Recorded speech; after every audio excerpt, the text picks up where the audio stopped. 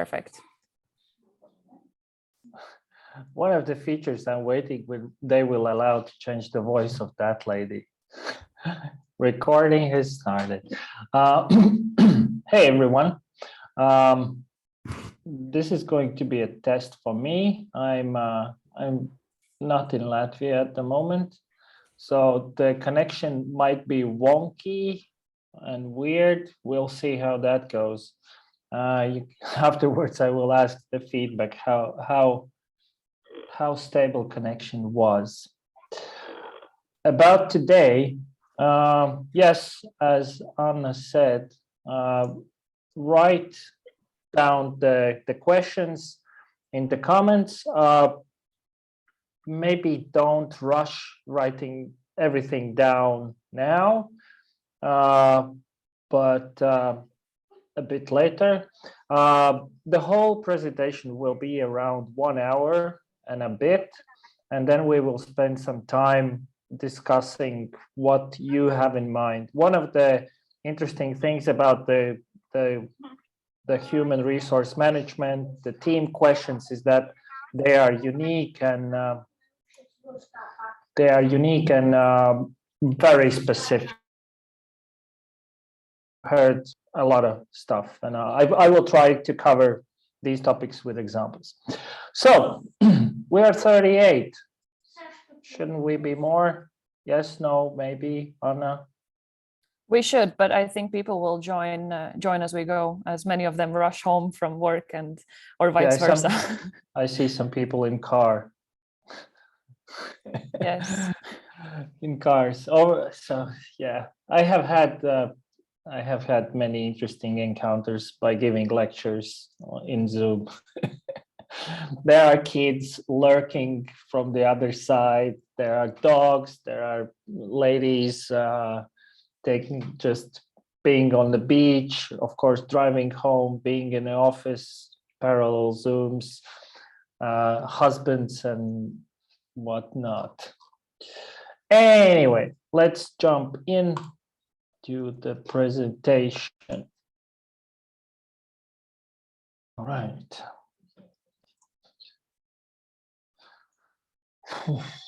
I always prepare a small window of the audience. A year and a half ago, when these all stuff began, that was really hard to give lectures online, because instead of hearing the creaks of the chairs, the movement of the coffee mugs, you just have silence. You are in the room, listen to yourself. There's that green light, and you have to be really, really pumped up to give cool presentation for people, and you're alone in the room. Plus, the etiquette wasn't to turn on cameras, so they were just blank squares. Anyway, so building a team, the topic of today, building a team. First of all, who am I? I'm an entrepreneur. I have had several companies on my own, most of them tech related, so working with developers, scientists, machine learning people, designers. I have a social hat, so I'm a co-founder of Tech Hub Riga, which is a co-working space for tech entrepreneurs. In the context of Tech Hub, I have been traveling around Latvia for past couple of years, working with very early stage lifestyle businesses, so people who are building everyday normal businesses. But on the other hand, I have been involved a lot in ecosystem, so and people building high growth companies. So I have seen all the spectrum. I am also a co-founder of TechChill, which is a tech conference, one of the biggest in Baltics. We gather people once a year from the Baltics and Scandinavia for a couple days of partying and get together. So My latest hat is Superhero Capital. I'm a venture partner at Superhero Capital. We invest from 200,000 up to $1 million in high growth companies. So that's another context where I see a lot of companies. With some of them I work on a daily basis. So all of this has given me quite good perspective of team building, how to think about team building, and what are the common problems what people encounter. So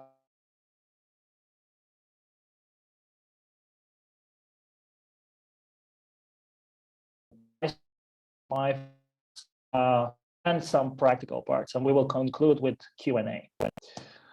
So everything begins when we begin to build the company. We are looking for a co-founder or co-founders. The right amount of co-founders is something between 2 and 5, somewhere between. The perfect one, the perfect amount of co-founders is 3. Why? First question is,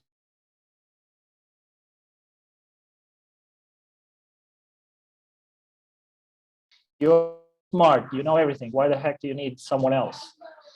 The thing is that sometimes you get stuck in your head. You need someone with whom you can discuss topics, because you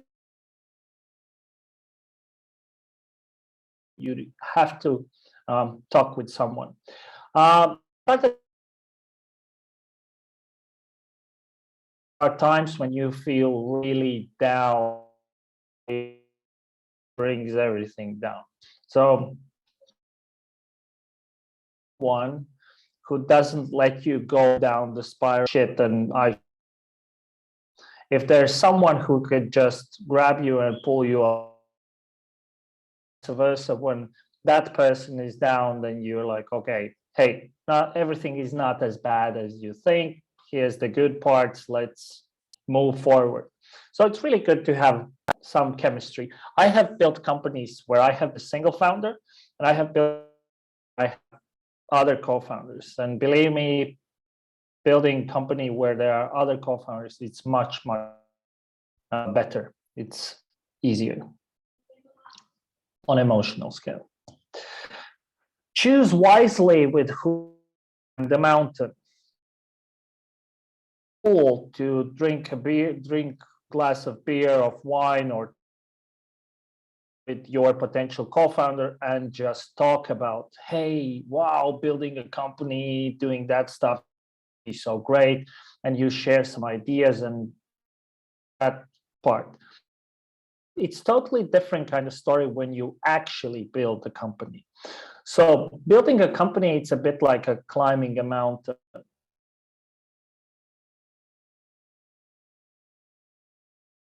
The revenue, celebrate with champagne.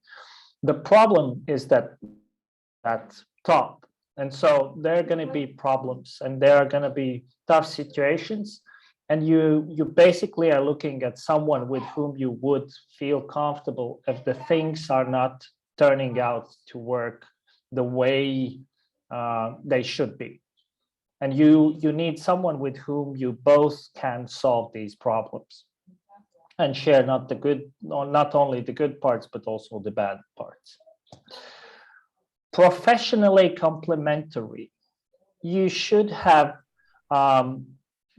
you both have to be complementary professionally. What does it mean? It means that if you are a more technical person who likes to tinker, research, dig deep dive into some technology, then look for someone who is more sales-driven, storytelling, communicative, extrovert, who wants to go out and hang out with other people.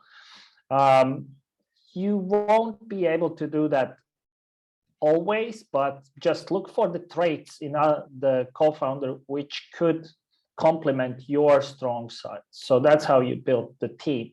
You look for professionally complementary people. Personally aligned. This is really important. Personally aligned.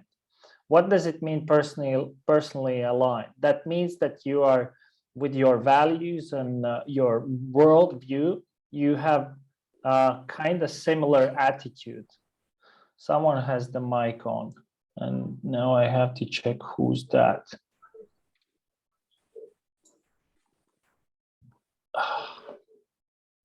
Yeah, yours many. It's really hard to figure out who has the mic on. All right.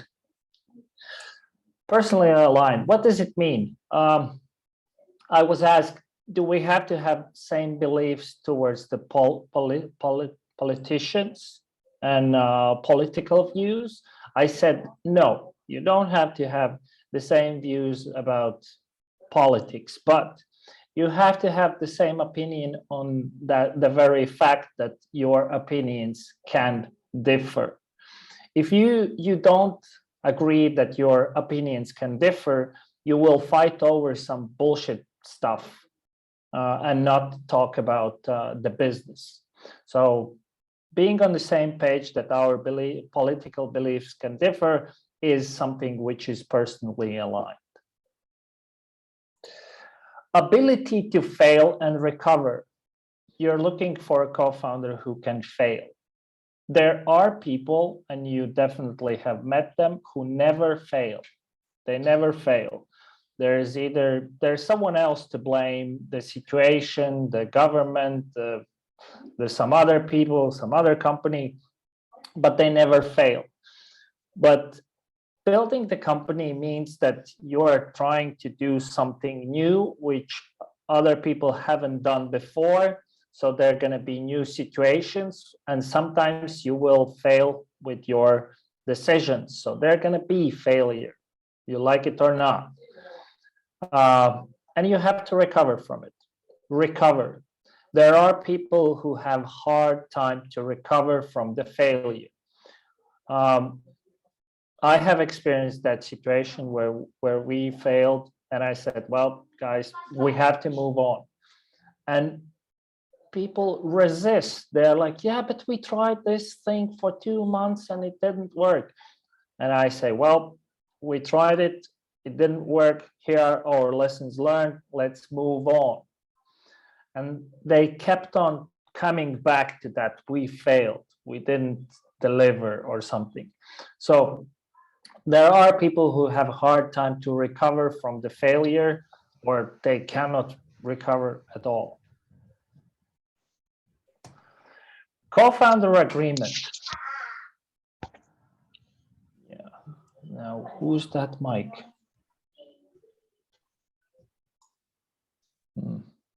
Yeah.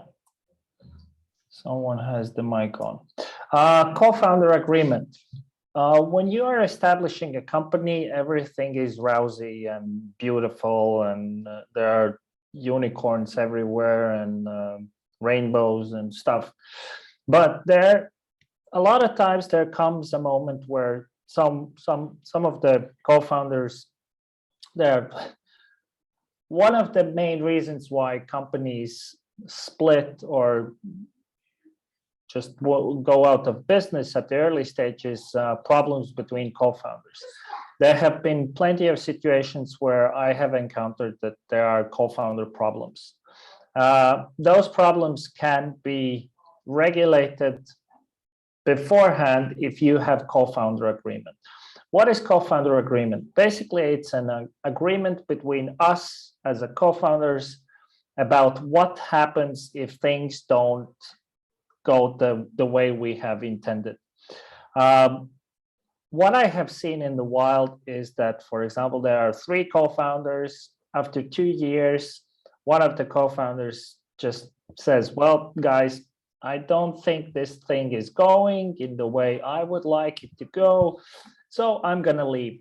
I'm joining the other company, and that's it. But I'm not selling my shares, so they are mine. And now there's the situation where there are 2 co-founders who are dedicated to the company. They want to move forward, they want to build stuff, but then there's one who is owning 1/3 of the company. if you have co-founder agreement, in a co-founder agreement, you can agree how to solve this. One of the ways how to solve this is, for example, vesting, that every co-founder is vested in the have a vesting in the company, which means that they will receive their actual shares after they have spent 5 years, for example, in the company.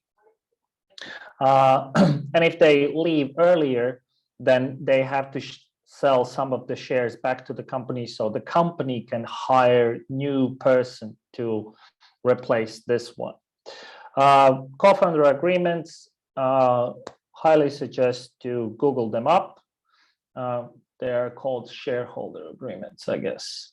Yeah, there's some Latvian, Estonian, and Swedish and Finnish examples online. If you want me to dig deeper after this presentation, I can give you some links. Team building, aka hiring. First thing, we have to understand why people go to work, for what you are hiring. So what would be the educated guess why people are going to work? They are working for money, cash, a buck. Yes, that's a really big motivator for people to work for the money because, well, money can solve a lot of problems. A lot of times people think that this is the motivator, but science, nowadays people don't trust that much science, but it has proven that there are other motivators. Calling and self-realization. People are doing things because they like to do these particular things. I have worked with developers. If I wouldn't give them money, they would do that stuff anyway because they love to do that.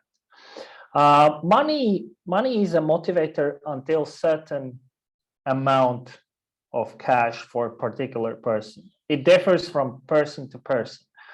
But there's a point where the person has covered the most essential needs, like in Maslow pyramid. And at that point, the additional 100 euros wouldn't motivate that person more as much as the previous 100 or 1,000 euros. And that's where the other motivators kick in, like calling and self-realization. Do you really like what you do? I like to work here. Big motivator is the whole environment where you work. I like the people who are over here. I like how we do stuff over here. The whole environment is something which motivates a person. Once I met an owner of cafe, and she said, well, I exactly had this situation where one waitress came up to me and she said, I know you cannot pay me more, but I wanted you to know that I really love to work here because I love how we do things over here. So creating a good environment can be a motivator. Trustful environment, freedom. Environment where people are trusted with responsibility. You have freedom to do stuff, to do things. There are places where you don't have freedom. You are hired to do this thing in this way, but opposite is that you have freedom to choose the way you want to work, the way you want to achieve the results. You are free to choose how you achieve results. And a lot of times that's a big motivator for people because, well, we might have one goal, but there are different kind of routes we each might choose. So if we give freedom to pick our own weapons, so to say, that can be a motivator. Clear path to growth. This is a tricky one. Clear path to growth from two perspectives. One is that I, as an employee, I can see where this company is growing, how it's moving. And you see that we are over here, and then we're gonna be over here. So that's a good, you see where the company is growing. The second is the personal perspective, where I see myself, how can I grow? Where I'm going to be in two to 5 years. What are my perspectives? That I see that there's the growth potential. Opposite of this, I have no clue. And I met one woman, and which gave me such a story. She said, I had a position in a company, in one company, where I had really good team. I loved the team, and I had good salary. But after 2 years, I left. Why? Because it was like flat. I go to the work, I do the same stuff, I go home, I come next day, next week, next month, I'm doing the same thing, and I don't see the end. I don't see that I'm going to grow professionally, or this company will grow anywhere. I don't see perspective in this environment. So people leave. Ability to implement my own, implement ideas, that was already for the trustful environment. And there are people who have nothing better to do anyway. This is the case now with the coronavirus situation, where there are people who are willing to do something because, well, there's nothing else to do. That's the motivation they have. And this is something you shouldn't hire people who are motivated by, well, there's nothing better to do. So these are the main motivators behind why people actually do stuff, why they work for someone else. Mindset is the ideas and attitude with which a person approaches a situation. In a startup environment, you are looking for certain mindset, ability to fail and recover. The same as with the co-founders, with the first employees, with the first 10, you're looking for people who can fail, that they can fail and recover. This is really important. Integrity. Again, with these people, you have to be like a fist. So you have to have common values, that you have this integrity part. Ability to deliver. This is something what I have experienced on my own, that there are people who live on the bleeding edge of technology. They can tell you stories about what they have read, what they have found, what are the latest trends, what's happening in certain parts of the startup universe.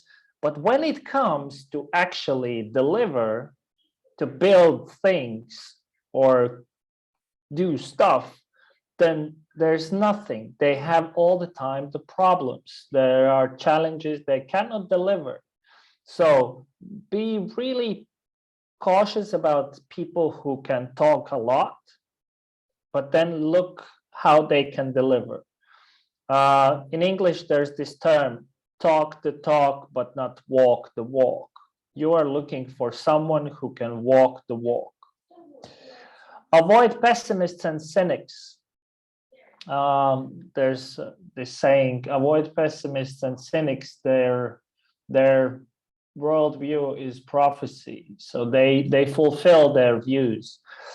The challenge with pessimists and cynics, particularly in the startup environment, is that the startup environment is already really pessimistic perspective. You're doing something where someone could purchase your product or service, but they might not. You don't know a lot of stuff. So the last thing you want by the end of the day is someone who is just like, I told you so, that it's not going to work. I don't see this stuff working either. So you really don't want someone who is a pessimist or cynic, because in a startup life, everything is already not that shiny and rosy. Trust is everything. Trust is everything in every relationship.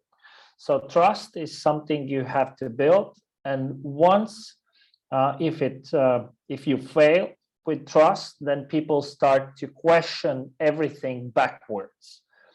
If you're, for example, I don't know, if there's they think that you're not paying them enough, or you try to screw them over something, they won't trust you further, and they will start to question everything backwards. So build trust with your employees, give trust to them, that you trust that their decisions, and also build trust towards yourself. So trust in early stages is really important. That's part of integrity. Hire slow, fire fast. Hiring at startups is that you're really looking for employees, and the temptation is to just like, okay, here's the first developer who agreed to come and work for me, come and work for me. But how it turns out is that if you hire really fast, you might get wrong apples into your basket, and then it's really hard to get them out, because then but when you hire slow, you're picky. You're looking for someone who really fits your needs, your team. I will return to this one later. The opposite situation is what we see, for example, a lot of times in Latvia, that people are hiring fast and firing slow. I need a developer. Here's developer. Oh, here's developer. Come and work for me. He's still onboarding. He's still learning. Let's give him additional 2 weeks to prove himself. He hasn't had opportunity to do so. And then we drag that part, which is getting rid of employees which shouldn't have been hired in the first place. Brilliant jerks. Do not tolerate brilliant jerks. The cost to teamwork is too high. Reed Hastings. Reed Hastings is the founder of Netflix. In my notes after the presentation, I have a link to his pretty legendary culture deck. So who are brilliant jerks? The brilliant jerks are the people with whom no one wants to communicate and speak, but those are the people who are professionals. For example, they might be referred to as, yeah, but he built that system, or he's the one who came up with the whole thing, or he's that engineer we cannot live without. So those are brilliant jerks, people who are jerks, but brilliant. Efficiency versus values. So we have value alignment, like how we align on a personal level. And then there are professional skills, how well professionally certain person is. So there are people who have low competency and who are jerks. So on a personal level, you don't want to speak with them, and they kind of don't know a thing anyway. So really easy to don't.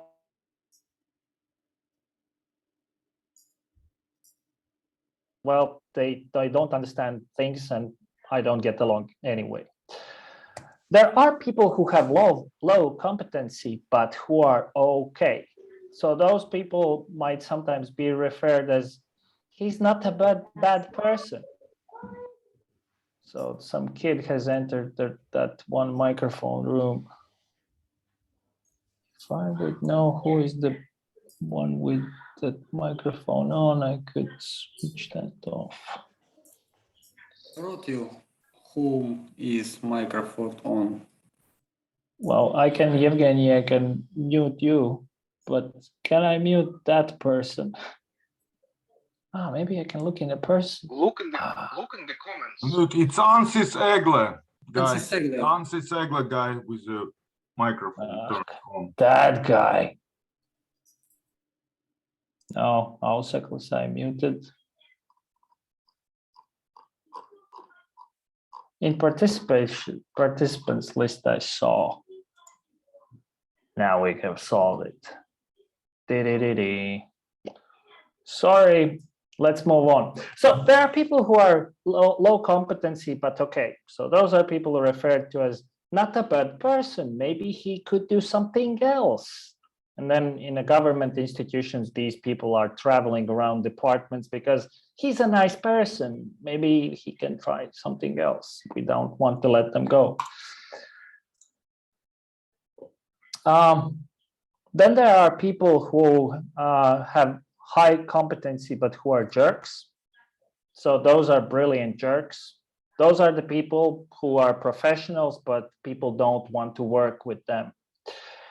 Then there are people who have high competency and they are okay. So they understand what they do. They are professionals and we can get along and we have integrity.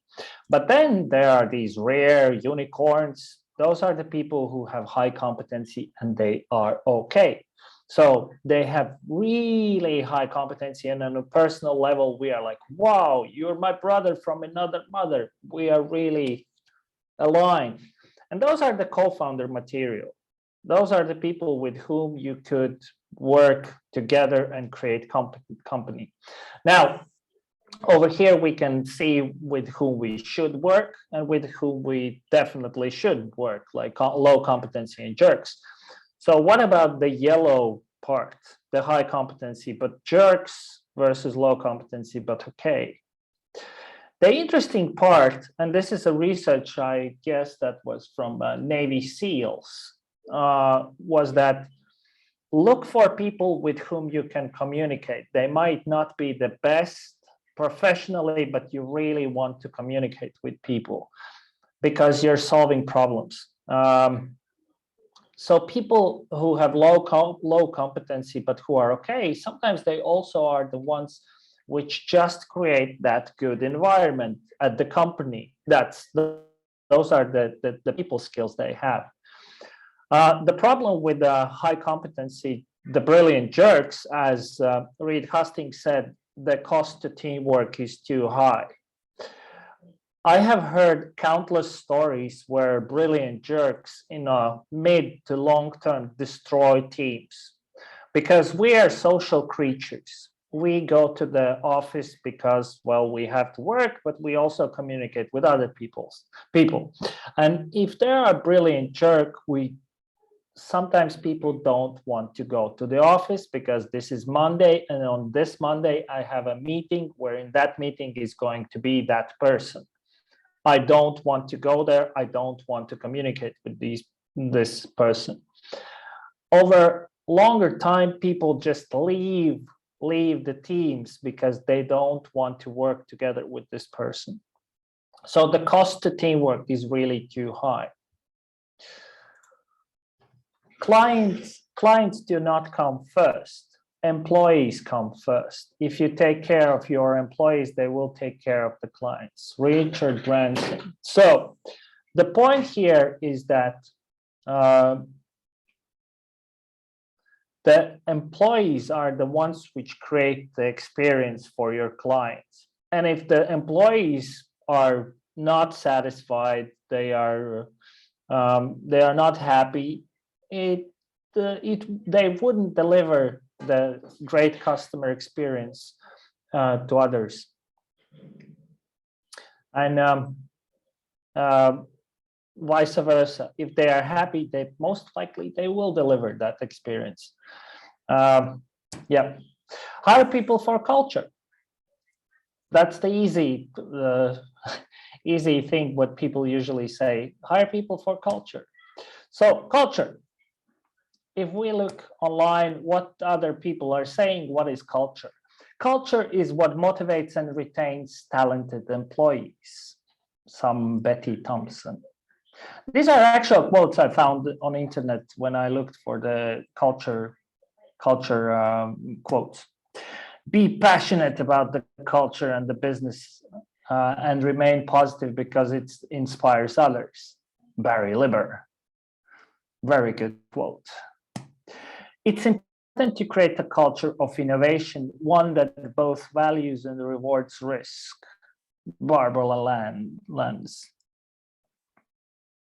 And of course, the quote of the quotes, culture eats strategy for breakfast, Peter Drucker. So these are really good quotes, but the question is, what is culture? What exactly is culture? Because these don't quite say the story. Definition: culture is the social behavior and norms found in human societies.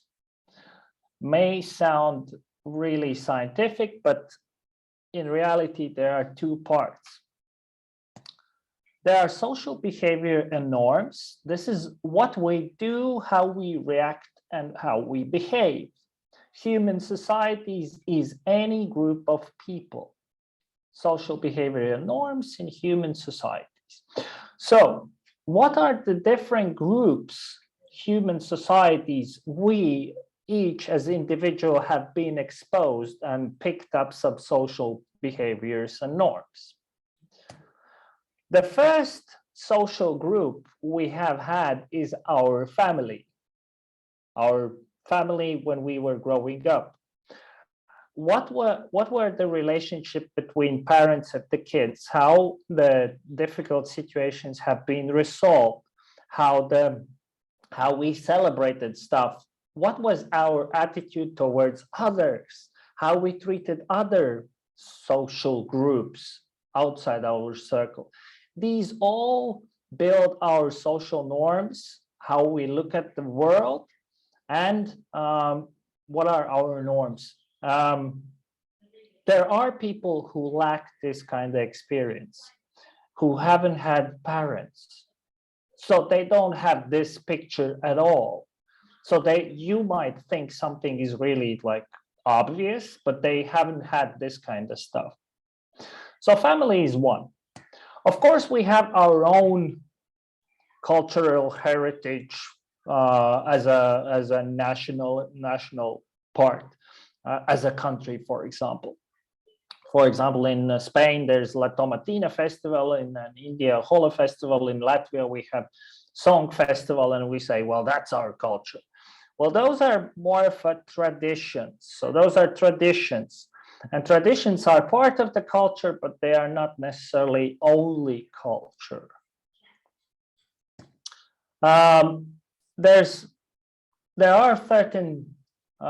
are certain aspects in the cultures which are more ingrained, so to say, in us based on the way our nationality. For example, if we speak about Germans, when you think about Germans, what comes to mind? That they are really strict, specific, Ordnung, everything is, those are Germans, right? That's their social norms and behaviors. If we look at the Scandinavia, Sweden, for example, in Sweden, it's really important to be aligned about decision. That when we came down to this particular decision, we took into account everyone's opinion and we came to this conclusion. The process might be really long, decision making, just get the response from that side, but those are Swedes, they will just take forever to decide something. But when they do decide, we have taken into account everyone. There's this funny graph, attitude towards things in general, how we look at the world. And when we look at the world, for example, there's the objective distribution. So there's certain things are junk, then it's okay. Most of the time it's pretty good, and then good and awesome. Americans, as you might have noticed, for Americans, most of the world is just awesome. Awesome, awesome, awesome. This is really awesome and good. Well, for Eastern Europeans, where we are, what is this garbage? I don't like it. Even so, and then there are Brits. For Brits, everything is just fine. They don't go into much of a details. So this is a funny way how to look at the cultural perspectives. There's one more graph I haven't added, but there are things where when people work cross nationalities, like having multinational companies, they start to discover these kind of weird social norms and behaviors which were not really obvious for them before. Because when you live in one country, you just like take it for granted. It's how the world probably works, right? And then when you start to work with a lot of people from different parts of the world, it's like, wow, we are unique in this particular kind of set of beliefs, for example. So this is one more thing which gives you some social norms and behaviors. We are also shaped as people by different kind of groups we have grown up. We have our childhood friends, our school friends, high school friends. Some people have went to university. Some people have went and studied abroad. Every of these small companies or the groups, we shape our social norms and behaviors in them, and they leave the mark on us, the way how we see the world. There are times when you know that if you will bring these childhood friends together with these friends you got from your work abroad, they won't understand each other. Only connection between this reality, social norms and behaviors, and this one is you. Because with each of them, you have developed the social norms and behaviors. If you have been in army, there are really strict rules, social norms and behaviors. Regiment, discipline. If this will happen, you will be there, you will do that. Pasažierus piegrūžot vagonu un smēķēt tajā, traucēt vagona. Okay. Yep. So, military, really strict culture. People from military, after, for example, if they have served for a couple of years, they will have strong marks of this kind of culture in them, because that's the environment, that's the human society group of people with these kind of social norms and behaviors. And of course, in every work environment, there are some social norms and behaviors. Even if you are a single person working on an idea, how you set the goals, how you evaluate your results, how you plan your day. Is your day something which just sometimes begins and then it extends into evening, or you're like, I'm waking up and starting at 9 and ending at 5:30. That's my day. That's my work day. Those are social norms and behaviors which you are already building and which will be part of your company culture when you hire people, because you will expect that they apply to the same rules. So humans are shaped by all kind of different experiences. Company environment, the culture is shaped by different humans. So when a bunch of these people who have different kind of backgrounds and the ways how they look at the world, what they have experienced, they come together, they create the company culture. Define the culture and hire people for the culture. Here's a good example from one company, Asana. Asana was co-founded by two guys. One of them is the less known Facebook founder. Yeah, the Mark Zuckerberg is not the single founder. And the other one is, he used to work for the Google. And so this is how they look at the culture. What is culture? Basically, culture is one of the products which is made by the company.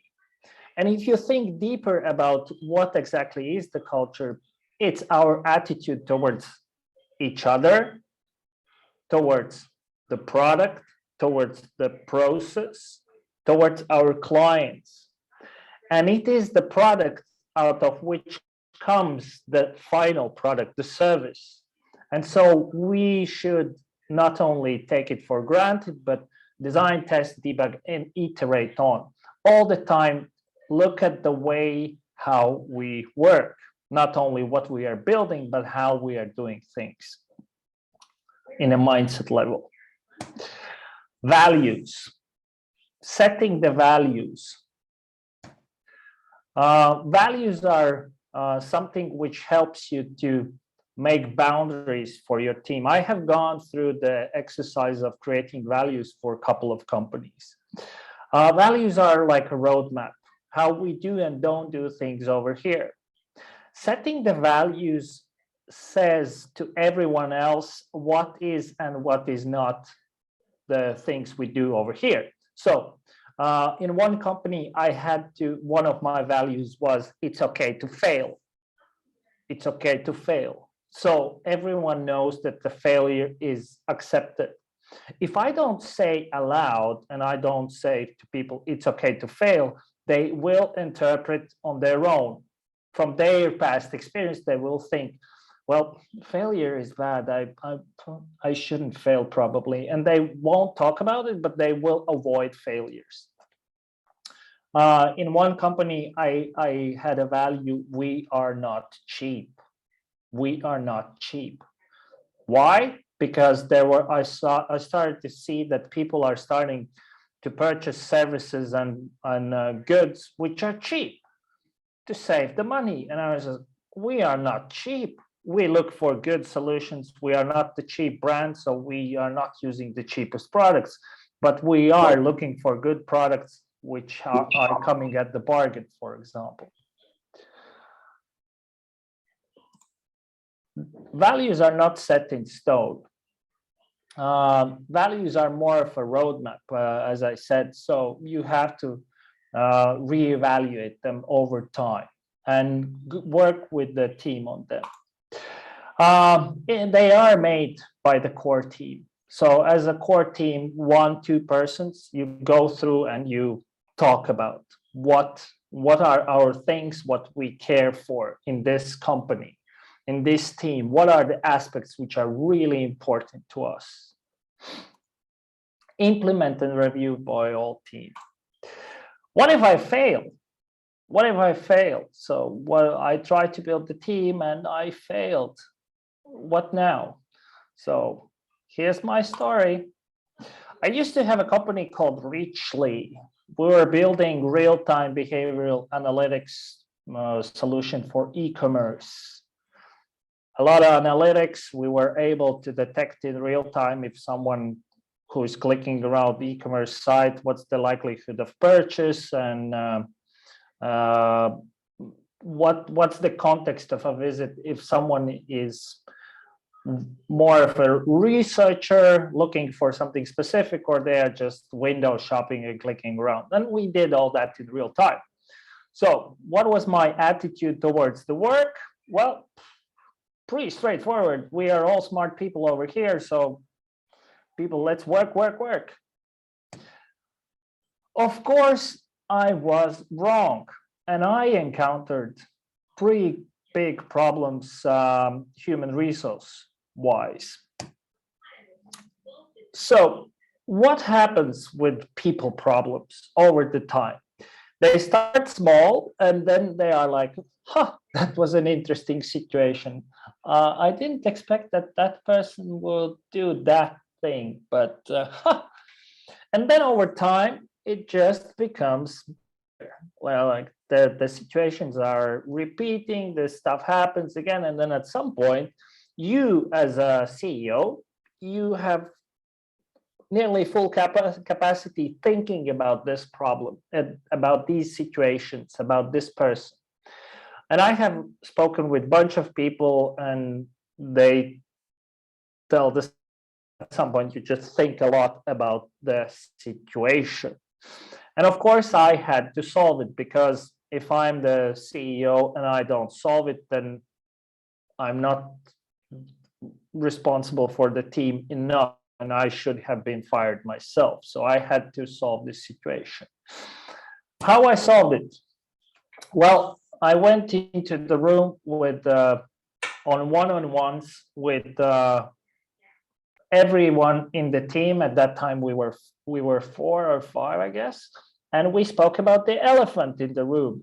So what do you think about how we work and what is the situation and how you see it? And then came out several topics what were my takeaways from the situation. Day-to-day communication. Day-to-day communication is really important. When you go to the work and we as a small team, we sit at the same table, it's really necessary that we have good dynamics in the team. Solving HR problems. If you don't solve HR problems, human resource problems, they will just become bigger. Those are the problems which rarely go away if they are not solved. Setting values. This was the spark when I realized that we're a bunch of people who have different kind of perspectives, and some of them are not just discussed publicly. So there are no framework how we should work as a team. So I set the values. For example, I borrowed one from Reed Hastings, which was freedom and responsibility. So in my team, there were on one side developers. They are like, hey, I'm a developer, I can work remotely. And that was some 6-7 years ago. And I would like to work from anywhere at any time. And I was like, okay, freedom. I can give you freedom, but in turn, I want responsibility. If you say to me that you're gonna finish this kind of product or feature by the next Thursday, I expect that you have figured out that how you will actually do that. Because in past, I had situations where I speak with developer and they're like, yeah, we're going to build this stuff by next Thursday.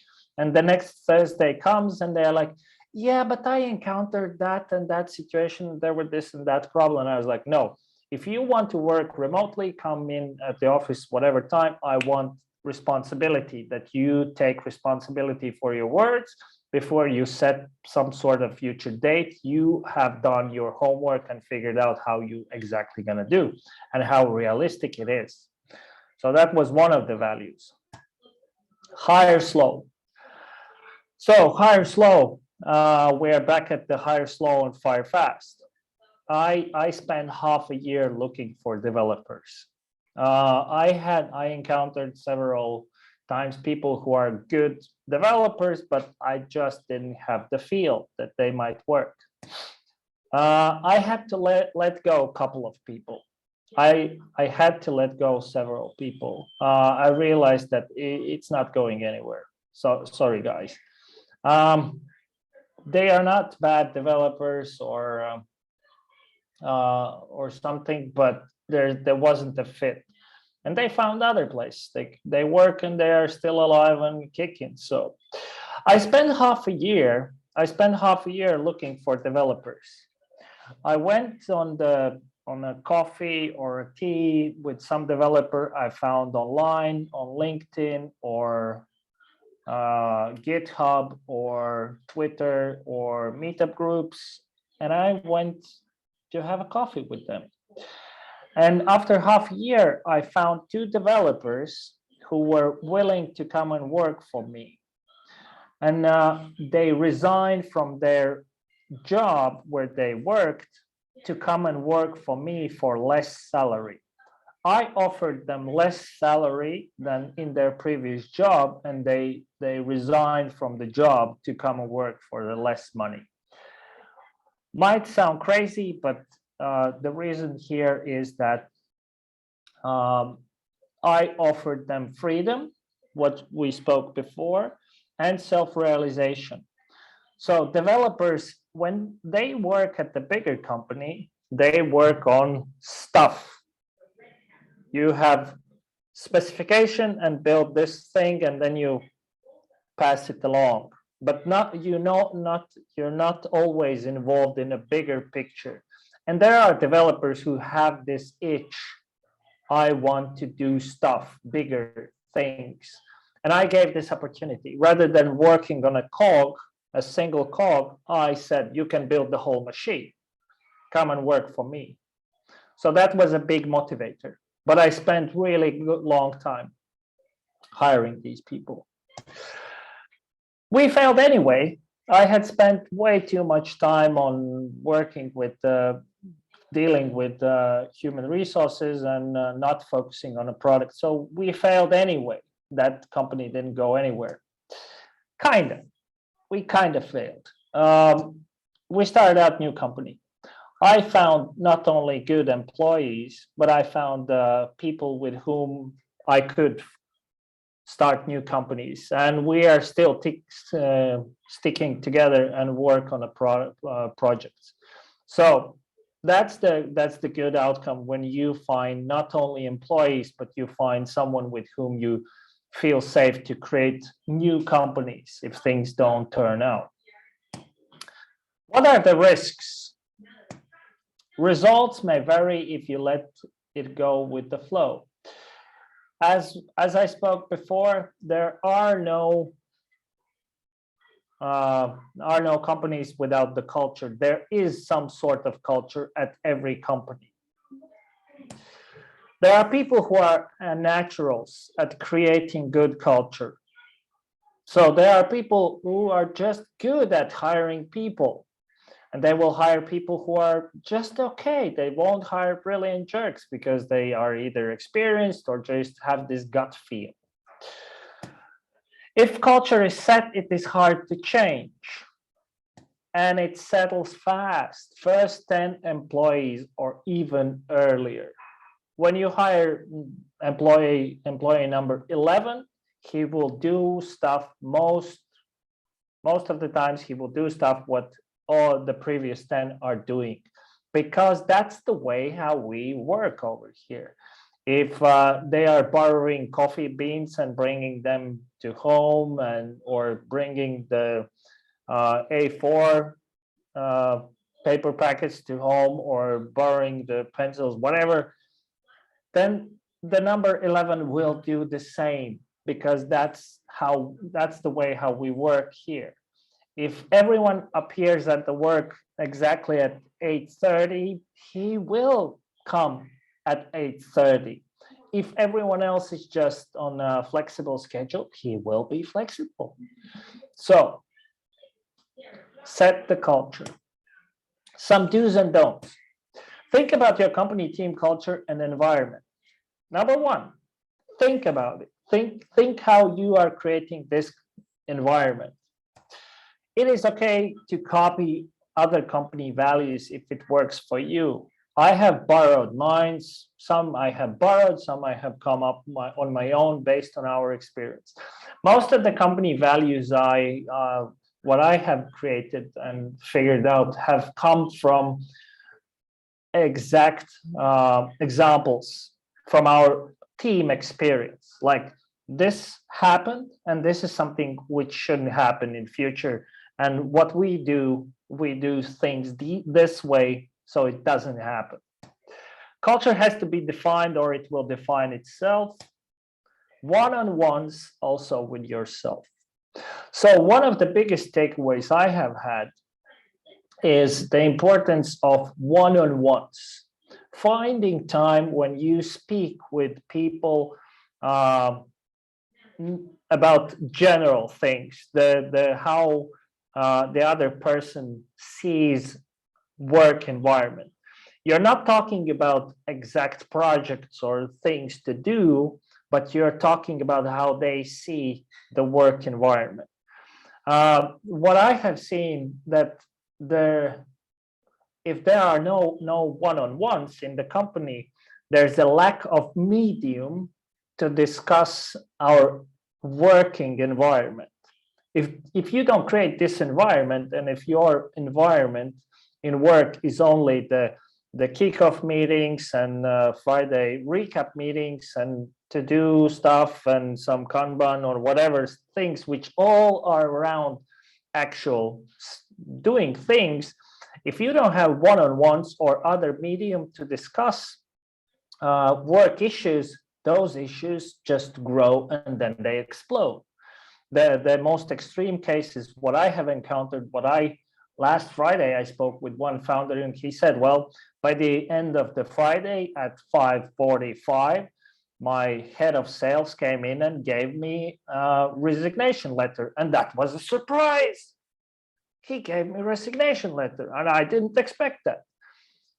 Kinda, because he expected it. Kinda, because they had some issues. But there wasn't the medium where that would have been discussed.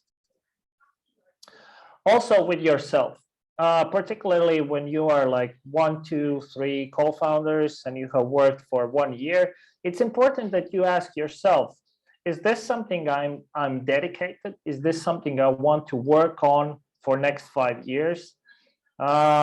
Because if you are not aligned with yourself, at some point, you will get into mental issues that you will be stressed out. Talk about processes and culture. So the final stuff is start to speak with team about how we do things, how we would like to do things, what's not cool, what's cool, and just talk. Cultures in the wild. Some cultures I have spoken with. So these are real companies I have got people to speak about in the wild. So over past years, I have heard countless stories about the cultures. So these are some of the best ones which I recall. Bullshitters, the bullshitter culture. Bullshitter culture, how that comes together. Well, it's a Monday morning, everyone comes for the kickoff meeting and the CEO stands up and starts to tell how good we are working and the results are good and everything happens just great. And everyone at the table knows that that's not true. That's not true. And so when the next person has to stand up, they are telling the same bullshit. Yes, my department is doing awesome. We're doing blah, blah, blah thingies. The bullshitters, because they don't talk aloud about the problems. If that happens for a longer time, it might evolve into a ship without the captain. This was the story by one lady, and I don't recall what was exactly the setup. Were those scientists or artists? But everyone was a co-founder in the company, and they had some 6 or 8 of them, which is already really bad amount. And there were none of them who would question how we are doing our everyday work, or challenge everyone to think about that, or say that we don't go in the right direction. They all agreed silently on the status quo, and the ship sunk. Basically, it went nowhere. The company ran out of business because there was no CEO. There was no captain. Really interesting culture. Small versus big. So sometimes you are a professional who has worked in agency, always around 10 people at the team, and then you end up being hired by big corporation. And then you're super excited because you will have more responsibility, bigger opportunities to change that big ship and stuff. So the mic is on again. So, and this person, that was really funny story. It's a well-known big Latvian company, big brand, and he joined them. And he said, well, they popularized that we are really informal in this company. We say ciao, ciao to everyone, and we are super informal and really friendly. And he started to work in this company. He said, well, I really was super excited and motivated to get shit done over here. But then you come in the morning, and then the colleagues slowly appear, and then they are having this water cooler chat and then they drink coffee, and then they are starting to kind of work on something. There are some meetings, but then there are the lunch is coming, and so you go for a lunch for 1.5 and 2 hours, and then you come back, and then you kind of have to again have this small ritual where you drink coffee and have water cooler discussions, and then you do some stuff towards the end of the day, and at 5 you're just like precisely out of the office. And he said, I couldn't bear this for more than 3 months. I resigned. I left the company because I couldn't take it. That ship is moving too slow for me. And he felt like a squirrel, which is just running and just wants to do stuff where everyone is like super slow happening. So small versus big cultures. Betrayal. Oh, this was really crazy story. There was an owner of one bar, and it was bar in Riga, and she shared her story that she was betrayed. She built a trust in the team, and they were really good friends with everyone, and then they would go to the party together, have parties, and go to the wedding parties for each other. And then at someday you figure out that they are stealing money. The team is stealing money. And you wanted to be so good at the team, but they are stealing money. And she felt betrayed. And she had to, with the person who has been at your wedding and you have been at their wedding, you just have to say, well, you screwed up. You're stealing money from me. That's not right. Well, that's an awkward situation. And this is one of the questions, how to build the distance between you as a CEO and employees. That's another big topic, how you try to be friends, but not too close. Micromanagement versus self-organizing. One of the best stories I have heard is about bakery. So bakery has 2 subsidiaries. Both subsidiaries are doing really well. There's one bakery, Bakery A and Bakery B, doing good stuff. And then if we do good stuff with 2 bakeries, we should open the 3rd one. To kick off the operations, we take the management from the one bakery and the team from another. And it's disaster. Why it's disaster? Because the management comes from the micromanagement environment, where the team expects the leader to point out things, what to do, and then they do things. They follow the leader who is micromanaging everything, and they have good chemistry there. They are aligned on this one. The team, on the other hand, comes from the self-organizing one, from self-organizing bakery, where the management takes care of the papers, all the suppliers and that part, and the team just takes care. The team just operates normally there, and they know what to do. When you put these 2 teams together, these 2 cultures together, they clash. Why? Because the people who know what they have to do, they just cannot stand that someone is all the time pointing what to do. And so on the other hand, that person who wants to micromanage people, he has this itch that I have to say something to them for them to listen. And so it's a culture clash. Neither of these are right or wrong culture. Those are 2 cultures which just work. Those are different kind of work environments. Final note, which has come time and time again when I speak with people about this, is you will feel it. If there are problems with employees, you will feel it. And those people most probably also will feel that something isn't right. And a lot of times it's about the gut feel. One of the examples was when the lady had one woman had an opportunity to establish a department, and she came across two CVs.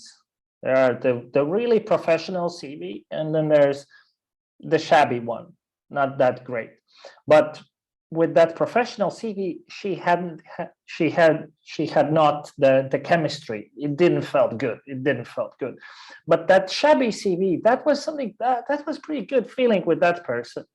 And so she asked her manager, the boss, whom should I hire? Hire the one where there's good chemistry, because, well, you have to work on daily basis. So work with someone with whom you can communicate. And it turned out to be great. After half a year, she had an opportunity to hire that person with the good CV. And it didn't went well. After a couple of months, that person resigned with words, it just doesn't feel right. Something is not right. So it's all about feelings when it comes down to working with people, that a lot of times you will just feel it. So Q&A time.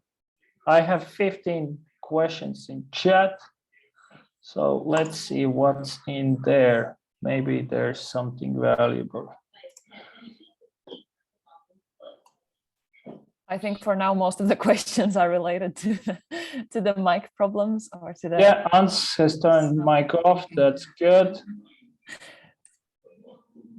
But this is the time when we can encourage all of you to write down the questions that you might have. Thank you, Pranjal, for pointing out that it's Holy Festival. Some tips and tricks how to find other co-founders. Yeah, hang around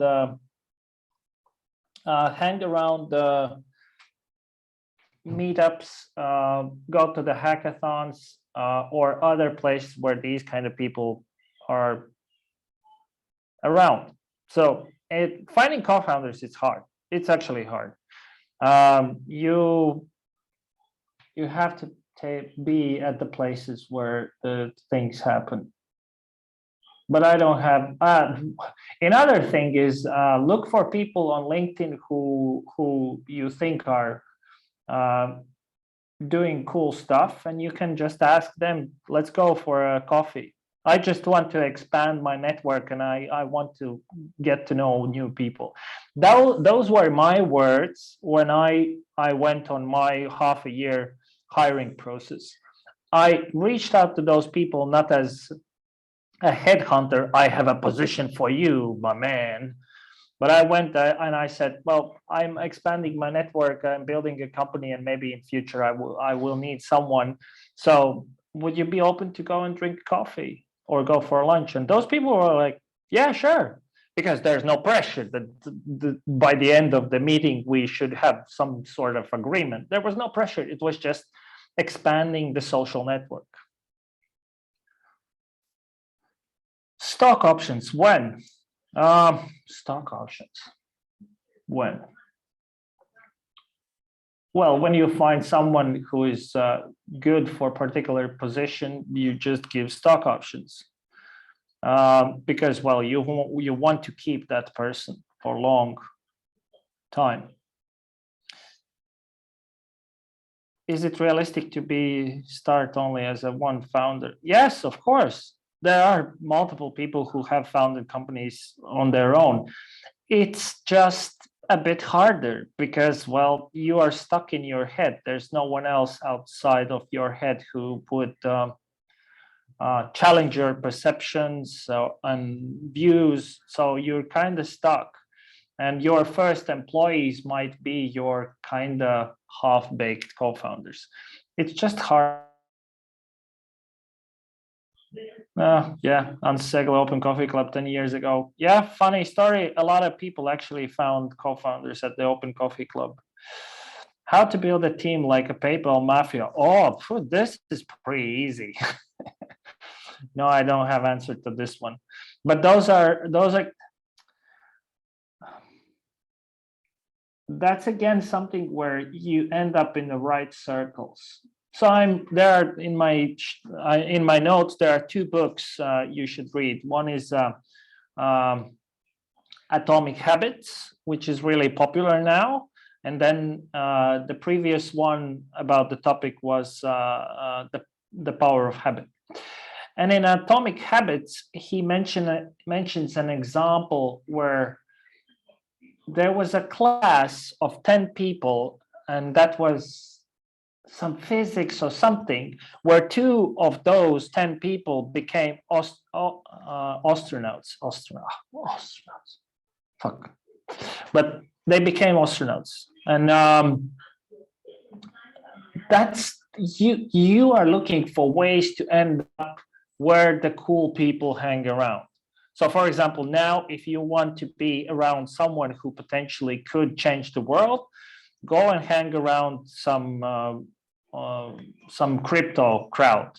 There's going to be a lot of bullshit, but there are people who are going to change the world.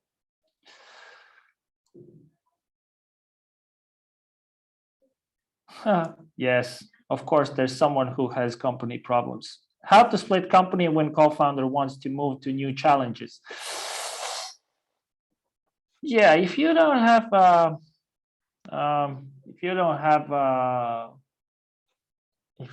agreement, then it's mutual agreement. So if there's no agreement in place, then you just have to figure out, are you giving you leave the person with some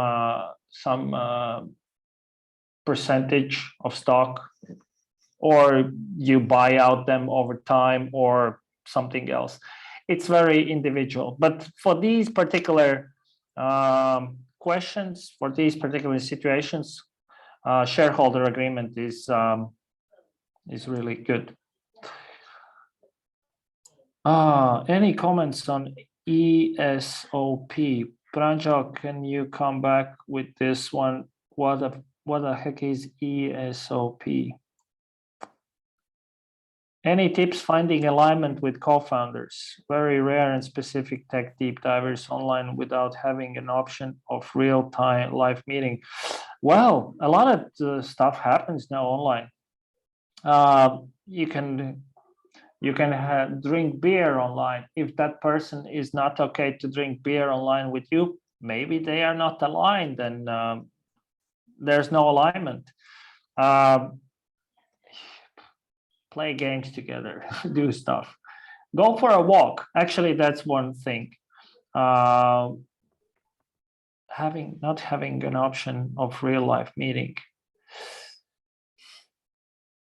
Those people who are finding now the companies where people haven't met in real life, there are plenty of places online where you just feel comfortable with the people. Yeah. I'm not sure I answered this question.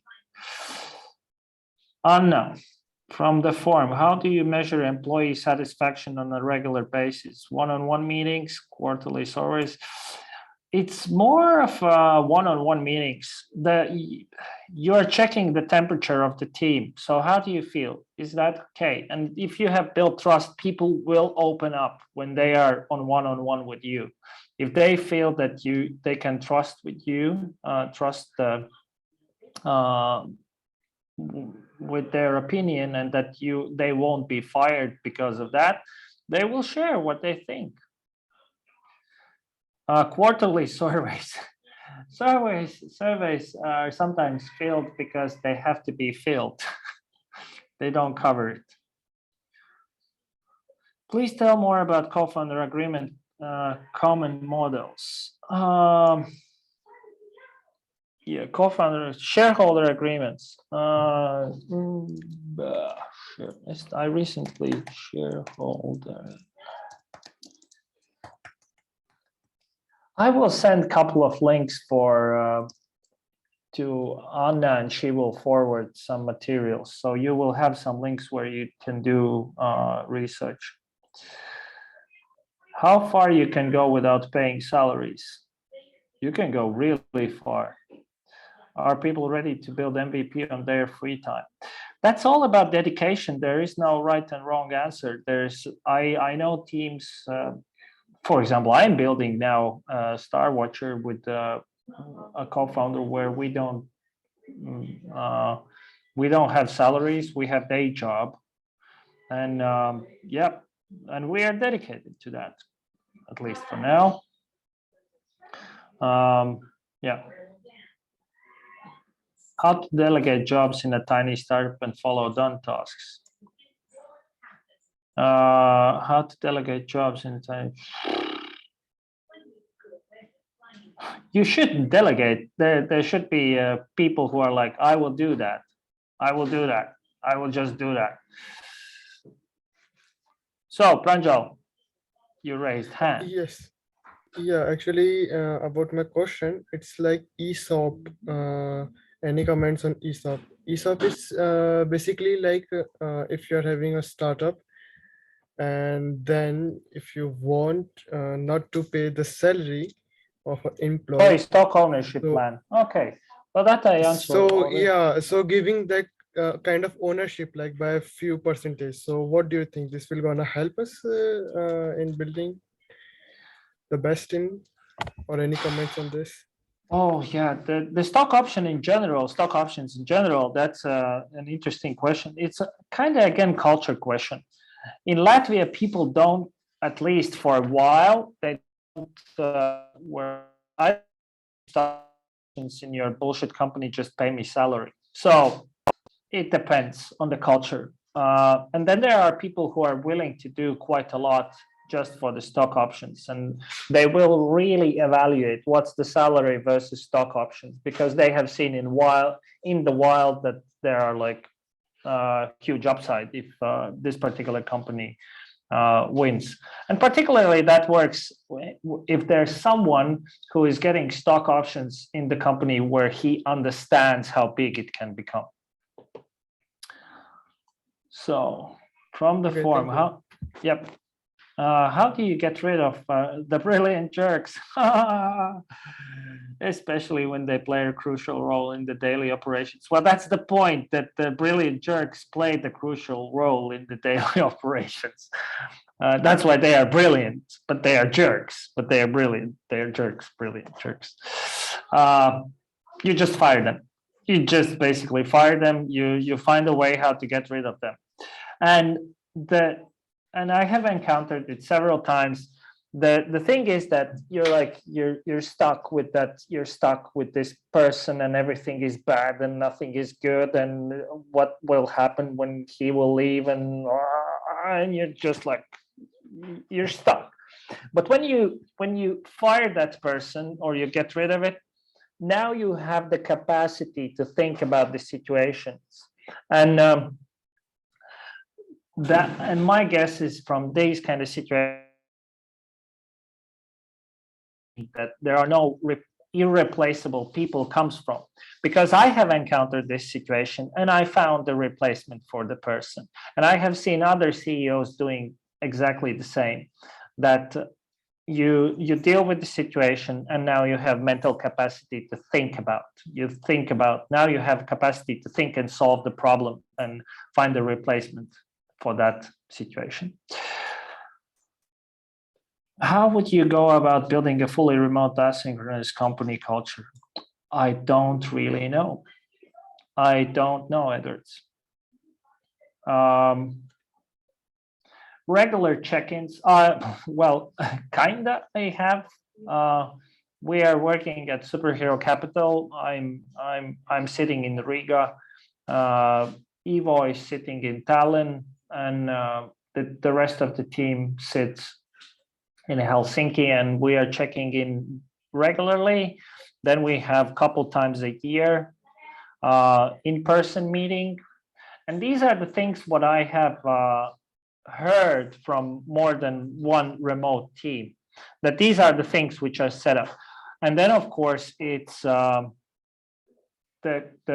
processes, that you have clear processes, how things work.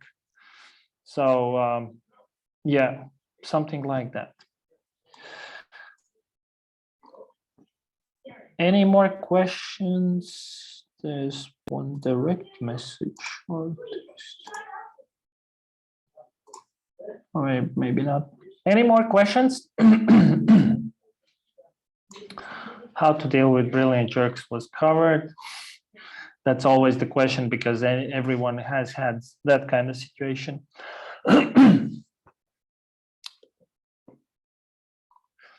Maybe someone wants to share their experience. This is usually the part where I ask, like, what you have experienced in past. By the way, now, if there are no more questions, can you write me how many times, what was the quality of the call? 5 out of 5, 5 out of 5, or 3 out of 5, or 2 out of 5.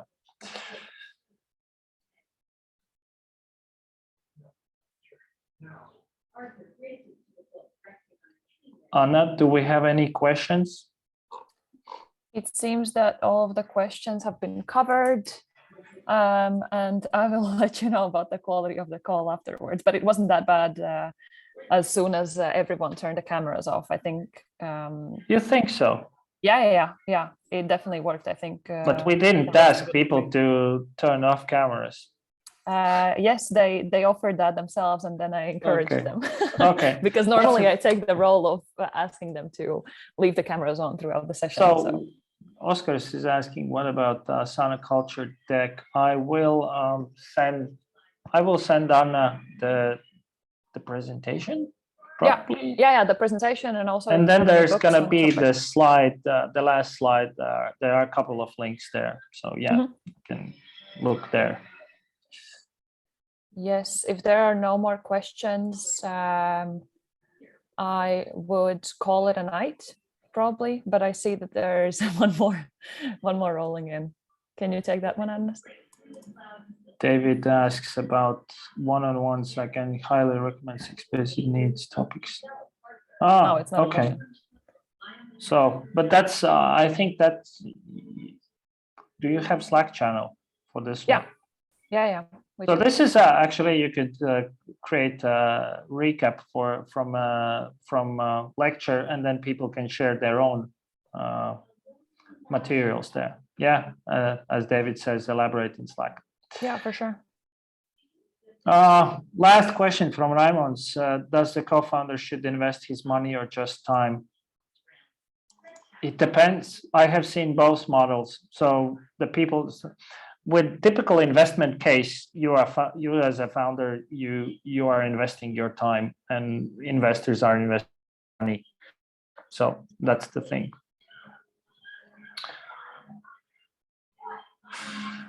Okay.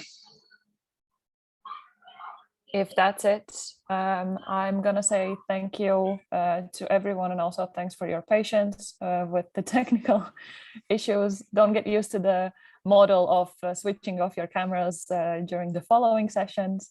But thank you also to Ernest for all of the examples and situations you you covered. I think it's a case-specific question always when it comes to hiring, and that's why hopefully most of you found an example to relate to. I hope. No, for sure. If you have any more questions, I would strongly encourage you to continue the discussion on Slack, and also watch the session again, as I'm going to post the YouTube link as always. And I'll let you know about the one-on-one meetings also, where you can discuss your case in details. But thanks again for now, and thank you to Ernest and the rest of you. I'll see you in a week, if not sooner. So stay in touch. Bye. Thank you.